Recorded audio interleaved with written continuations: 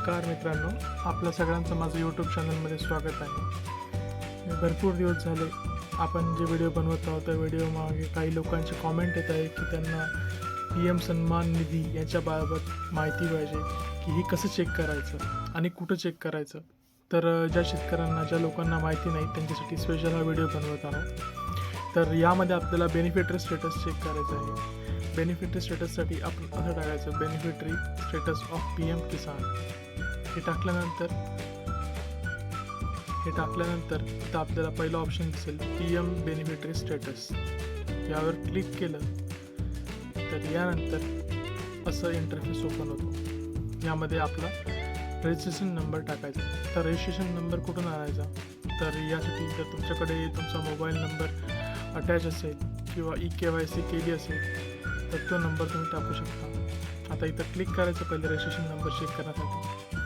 Click केल्यानंतर इथं तुम्हाला तुमचा मोबाईल नंबर तुम्ही टाकून हा कोड इथं टाकायचा आहे. हा कोड इथं कॅप्चामध्ये फिलअप केल्यानंतर तुम्ही गेट मोबाईल OTPवर क्लिक करू शकता किंवा तुमच्याकडे जर आधार नंबर असेल तुमचा तर आधार नंबर ते टाकून परत हा कॅप्चा इथं फिलअप करून गेट OTPवर क्लिक करू शकता. OTP क्लिक केल्यानंतर तुम्हाला तुमचा रजिस्ट्रेशन नंबर येईल. तो रजिस्ट्रेशन नंबर तुम्हाला तुमच्या बेनिफिटरी स्टेटसमध्ये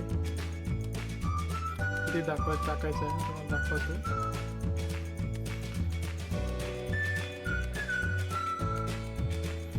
नो युअर स्टेटस म्हणजे तिथं तो रजिस्ट्रेशन नंबर टाकायचा आहे.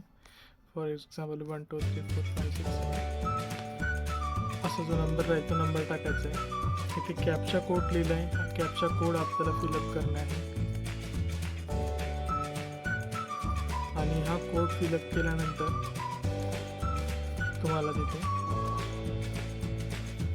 गेट OTPवर क्लिक करायचं आहे.